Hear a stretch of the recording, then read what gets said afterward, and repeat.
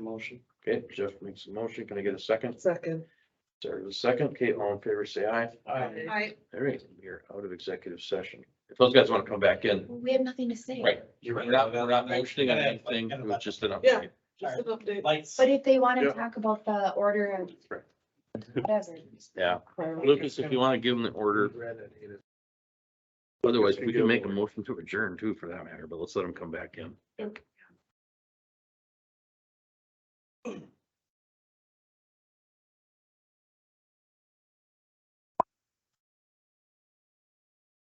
So just so you guys are aware, what we did, this executive session was about, was just some information on the negotiation. There won't be any decisions made tonight because those have already been made. It was just an update to council on where we are with some of the negotiations.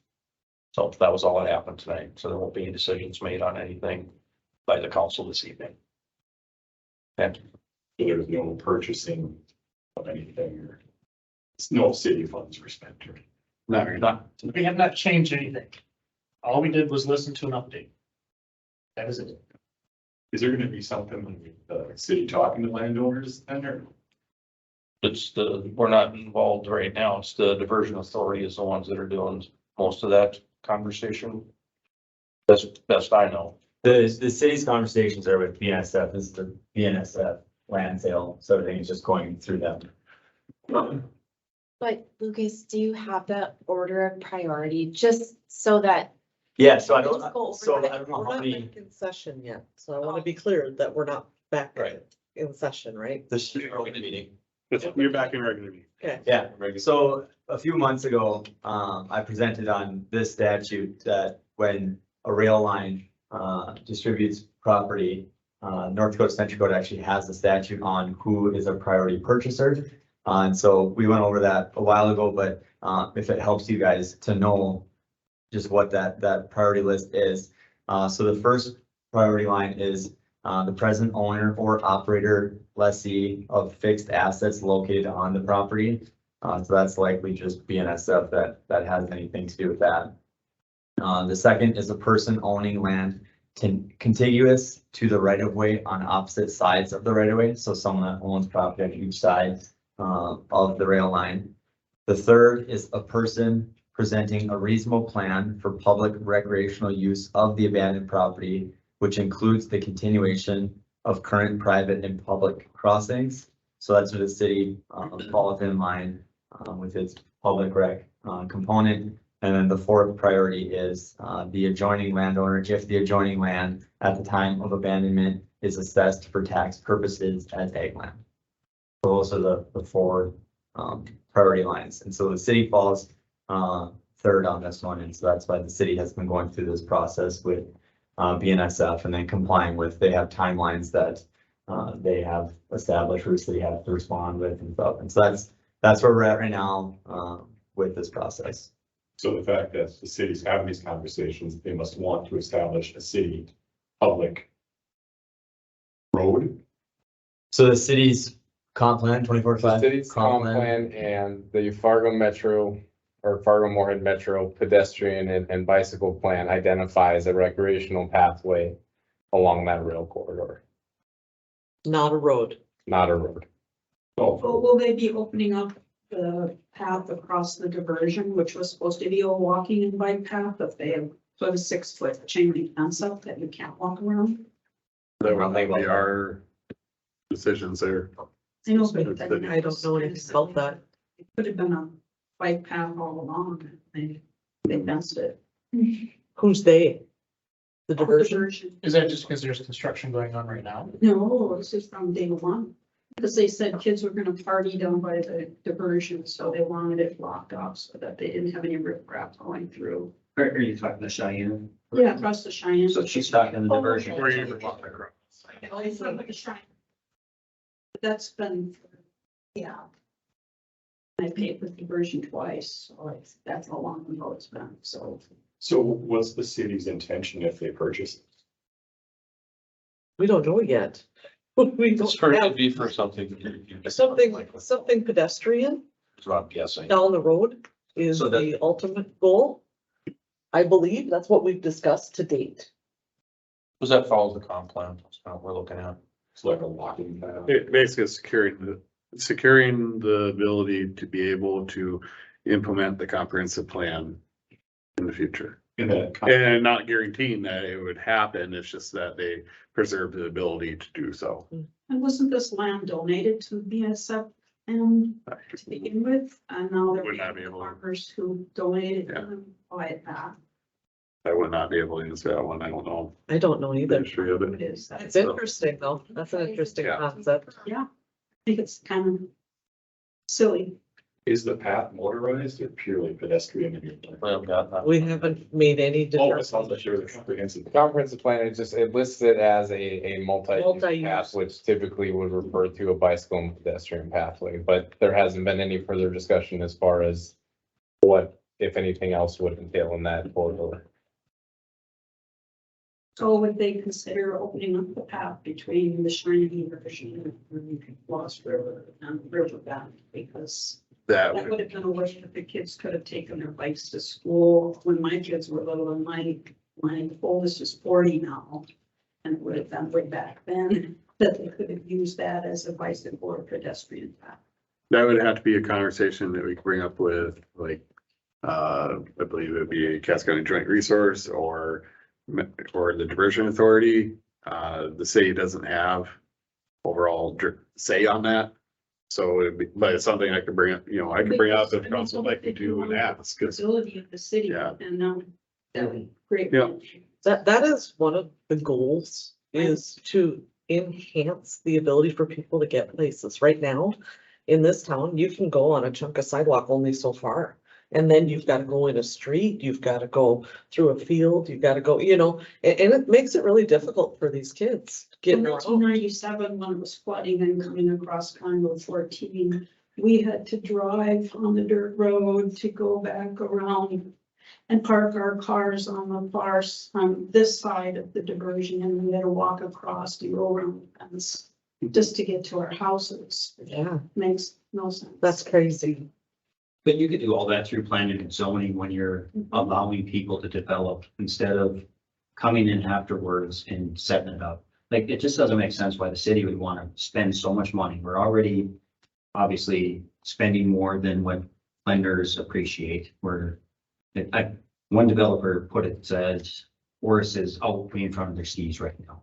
You're going so fast developing that one wrong turn, we're gonna have a, financial situation as residents here. And that's why your bonding issue came up tonight.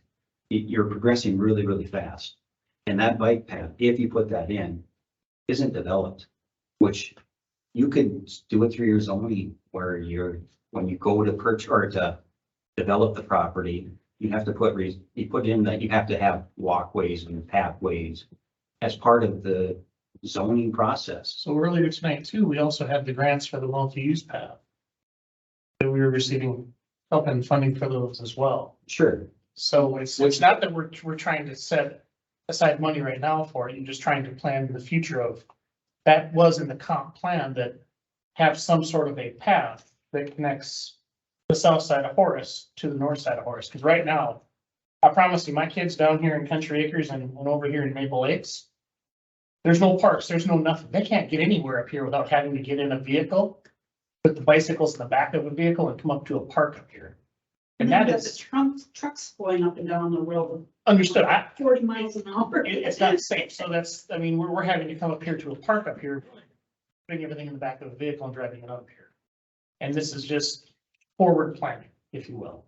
That is what this is. Because we don't know if this will be done in 5 years, 10 years, no idea at this point. It's securing the right to be able to have that option when it gets presented. Well, most of the time you're talking about, usually they would put it like on University Drive. I mean, South Fargo is connected all the way to North Fargo, but it's along major roadways where it doesn't impact people's backyards as much. There's very few places that have a house established like the people on the backside of us, where you're gonna put something through afterwards. So, at least that I have seen. I moved into a development. Middle of town, other side of the schools, right? There was a gravel road going to my house and 3 fields on all sides of me. I still have that. For the last 6 years, it's been that until this year. And now I've got a main thoroughfare going north and south that will eventually connect the middle school and the high school to an elementary school or some other large facility in our community. Did I plan for that? No. Did I want a sidewalk in direct vicinity to my house? Not really. But am I doing it? And as a council member, did I vote to approve that, going against some of what my neighbors wanted? For the best interest of the town, I did, yes. I'm not, it shouldn't be a walkway. I agree that as Horace develops, you are gonna want those walkways. But rushing south really fast until the diversion goes through doesn't make a whole lot of sense. Nobody's rushing this. And that's what I think a lot of the neighbors down there are misunderstanding, that because we're making some future plans, that this is rushing, that all of a sudden you're gonna have people, you know, looking over fences in your backyards. This is something that's gonna be done over time, a fairly extensive. Future plan. So who would be responsible for paying for that? Would it be adjacent property owners? Are we gonna be assessed back on something that potentially don't want to begin with? Or a grant, or a multi-use path. Yeah, or there's no cost. Rails to trails, we just talked about, we just approved an 80-20 grant, that's amazing. I mean, this is really an opportunity, and I think that we need to view it as such, instead of, I don't want people walking in my backyard. I mean, I don't know why your backyard is different than my backyard, you know what I mean? I want water rights to the river. I think what, for instance, too, I see is developing that through the backyards, like you said, versus laying it out by the road where other walking paths are. It seems like it'd be costly to maintain with equipment and management, especially when you have, in our case, all the landowners who wanted to buy it didn't want to see that happen. Versus laying it out by the road, like James said. It might actually be a pretty ideal situation because the railroad is already built up. There's already a beautiful base. There's railroad ballast all there. I mean, the costs are going to be much less to try to build something like that up than it would be going adjacent to a natural roadway where you don't have any of that base that's already existing. That's been run on by how much weight for how many years. Well, a lot of times those are safer. The paths that are away from the road a little bit are a little safer because you don't have as many traffic conflicts either. So, And forgive me There's for playing opportunity for devil's safety. advocate, but I want you to understand all the things that we look at. And in no way, shape or form do we want to discount your privacy or your opportunity to purchase this land. But we do want to be very clear about the order of priority and where we fall in, and that as a city, we're not going to miss that opportunity. Because if we miss it, trust me, there are many others that will take advantage of it, quite possibly before you get to it. You have a much better opportunity working with us down the road than you would with those entities. Who else might be interested, for example? Well, if we can't get it, Lucas, we listed through a couple different entities. I think the county was one of them, and God knows they're not easy to deal with if you've ever been through county work. What did you say? The county is one Cass of them. County. So you could be dealing with them, and you could be dealing with other developers too that don't have an interest in making that recreational. or, might- or the real estate on it. You may not be able to build on it, but they could, well, do something different, and who knows what that could be. Put a wall, maybe.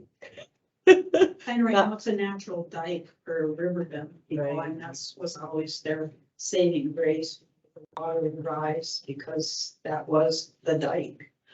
So- And that actually is a really positive natural feature, you know? That's why they did that. Well, there are culverts underneath that they can be closed. So, Do you have an alternative use that you think would be better suited for that, given the circumstance that this is up for use? Maybe we could ask you to think about that. If you think that a pedestrian path is, you know, something that's gonna be invasive to you, give us an alternative. But if someone purchases that has number one priority, then that would stop the progression of where you can buy.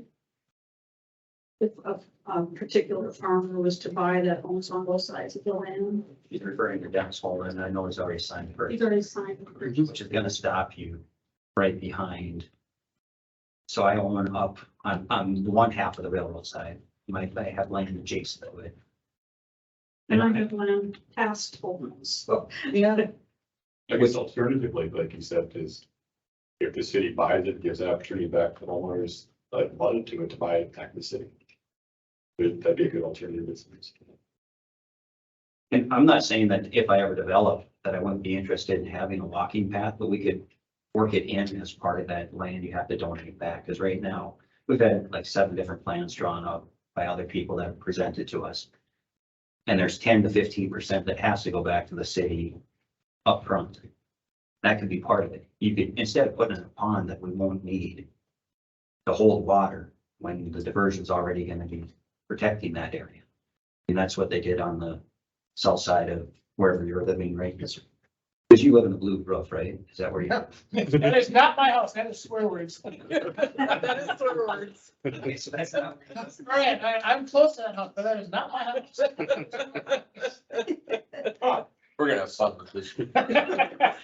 So those big holes they dug back there, was to raise it up so they could build prior to the diversion going through. And now it's a holding area that's gonna be, if they don't start doing something with the water, it's gonna be nothing but mosquitoes back there. It's deep enough that it provides, and correct me if I'm wrong, Jim, provides enough water movement to prevent mosquitoes. There's also the millions of frogs and toads that help prevent that now. The dike on the east side of my house, yes, is the hot spot for Cass County, but we won't talk about that tonight.